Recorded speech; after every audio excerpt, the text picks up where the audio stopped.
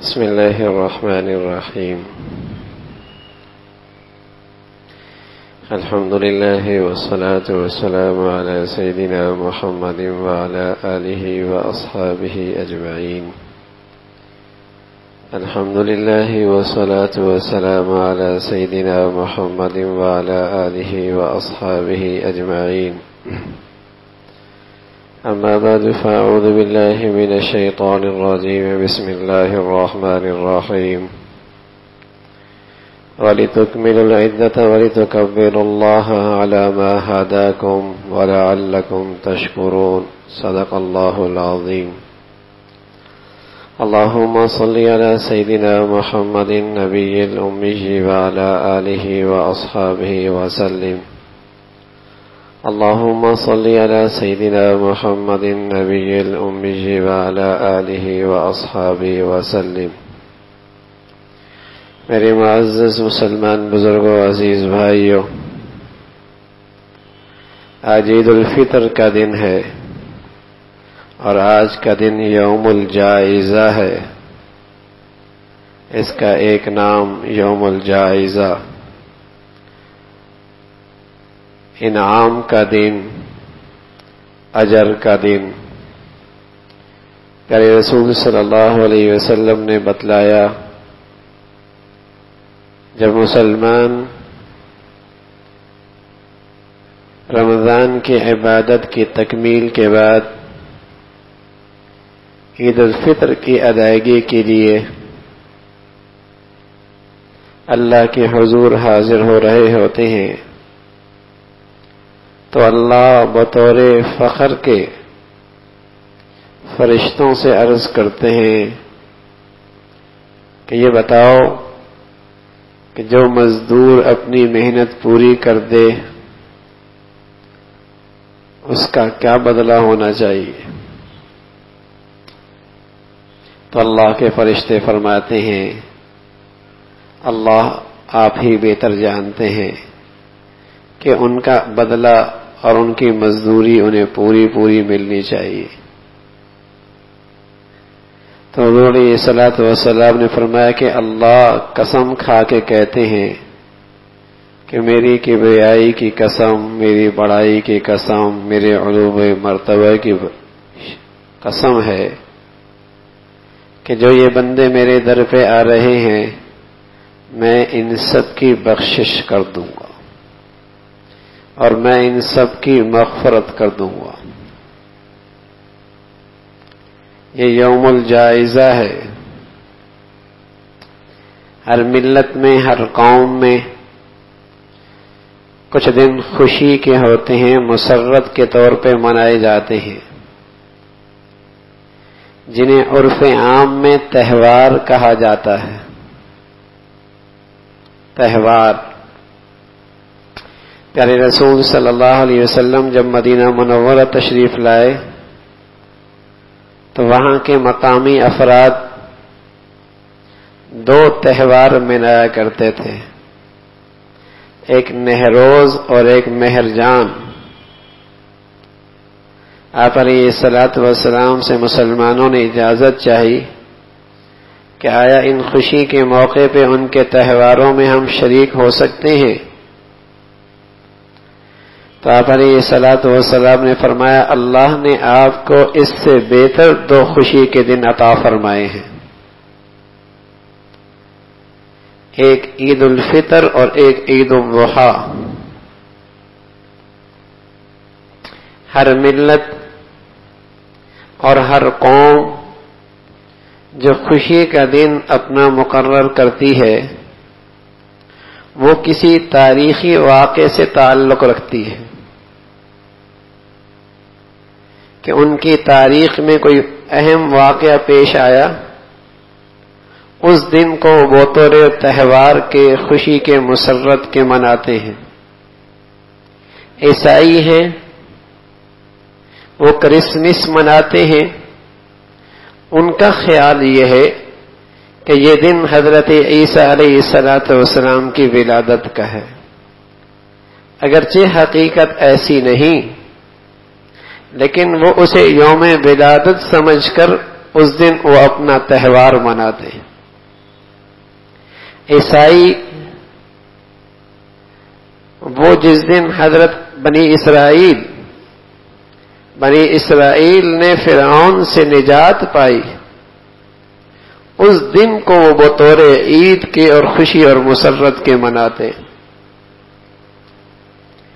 اسی طرح ہندوؤں کے اندر جتنے تہوار ہیں، ان کے مذہب میں کوئی تاریخی واقعہ گزرا ہوتا ہے جسے بنیاد بنا کر وہ خوشی اور تہوار مناتے ہیں. لیکن اسلام کا مزاج ان سارے ملتوں سے مختلف ہے. اسلام نے اپنے پیروکاروں کو 2 خوشیوں کے دن دیے، لیکن یہ دونوں خوشیاں کسی تاریخی واقعے سے وابستہ نہیں ہیں. حالانکہ سچ یہ ہے اسلام کے دامن میں اتنے تاریخی واقعات ہیں کہ کسی ملت میں اتنے واقعات نہیں. اسلام کے دامن میں ایک تاریخی واقعہ خود محمد الرسول اللہ کا دنیا میں آنا، یہ نہ صرف دنیا کے لحاظ سے بلکہ پوری کائنات کے لحاظ سے سعید دن تھا جس دن آپ دنیا میں تشریف لے کے آئے. پھر اسلام کے دامن میں یہ بھی ہے کہ آپ پر جب نبوت کا تاج سجایا گیا اور آسمان سے قرآن کا نزول ہوا، اسلام کے دامن میں یہ بھی بہت تاریخی واقعہ ہے. پھر وہ دن بھی معمولی نہیں جب مسلمان مدینہ منورہ میں ہجرت کر کے ایک نئی اسلامی ریاست کی بنیاد رکھ رہے. پھر اس دن کی شان و شوکت کا کیا کہنا جب اللہ کے نبی صلی اللہ علیہ وسلم کے 313 جانثار ایک کفر کے بڑے لشکر کو بدر کے میدان میں شکست فاش دے رہے ہیں. قرآن نے بھی اس واقعہ کو یوم الفرقان کہا، حق اور باطل کا فیصلے کا دن. پھر وہ دن کی کیا خوشی کا دن تھا اہل اسلام کا، جس دن حضرت بلال رضی اللہ تعالیٰ عنہ بیت اللہ پہ چڑھ کر فتح مکہ کے دن اللہ کی عظمت کا اعلان کر رہے.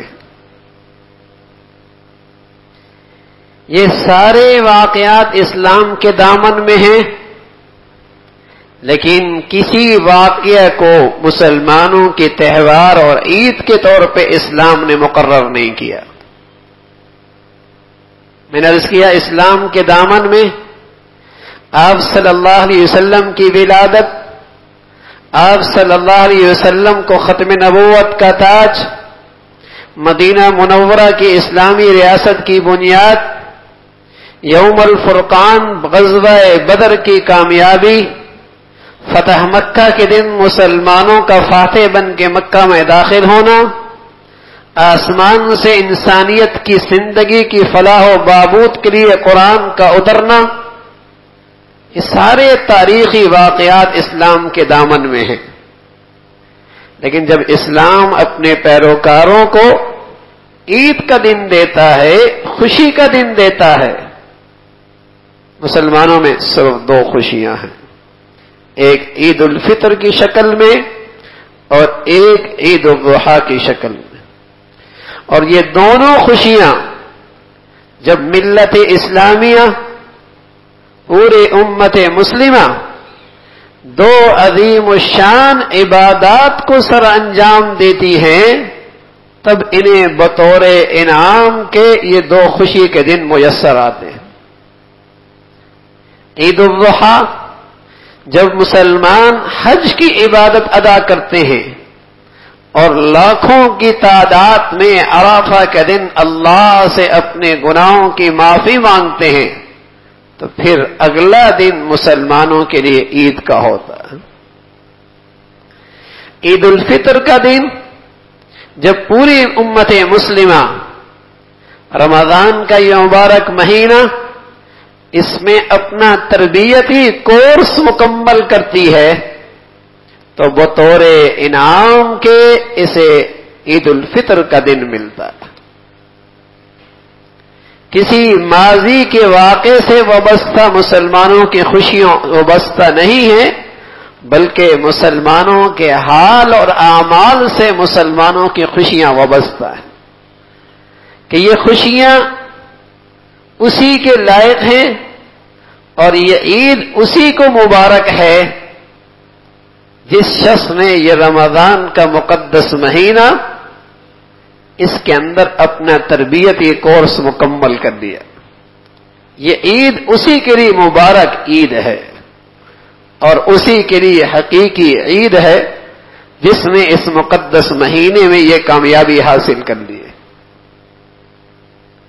اور یہ ہمیشہ کے لیے ہے مسلمانوں کے لیے کہ ہر سال جو مسلمان اس تربیتی کورس کو مکمل کرے گا اسے بطور انعام کے اللہ اس یوم الجائزہ پر یہ بطور انعام کے دن عطا فرمائیں. تو اس موقع پہ جہاں مسلمانوں کے لیے یہ خوشی کا موقع ہے، مسرت کا موقع ہے، وہاں مسلمان اس موقع پہ اس بات کا جائزہ بھی لیتے ہیں کہ میں نے اس تربیتی کورس سے کیا پایا، میں نے اس تربیتی کورس سے کیا پایا. میرا اپنے اللہ سے تعلق بڑھ گیا، اپنے حبیب صلی اللہ علیہ وسلم کی سنتوں سے محبت اور اتباع میری زندگی میں آ گئی، میری زندگی میں اللہ کے سامنے جھکنا یہ میری زندگی کا وظیفہ بن گیا، میرا اللہ کے کلام سے تعلق جڑ گیا ہے اور میرے اخلاق اور معاملات میں دیانت اور امانت میں اس میں صلاح اور بہتری آئی ہے. اور آج امت جس ٹوٹ پھوٹ کا شکار ہے، آیا میں نے طے کیا کہ میں مسلمانوں میں الفت اور محبت کی فضا عام کروں گا اور میرے دل کے اندر ملت اسلامیہ کے لیے قرآن اور امت مسلمہ کی فلاح و بہبود کے لیے کیسے جذبات میں تازگی آئی. یہ دن ہے کہ مسلمان اس موقع پہ اس کا احتساب اور جائزہ لے. اور سچ ہے اگر ان سارے سوالاتوں کا جواب بہتری کی طرف ہے تو واقعی اس مسلمان کے لیے یہ دن، یہ عید مبارک ہے. یہ واقعی اس کے لیے عید مبارک ہے.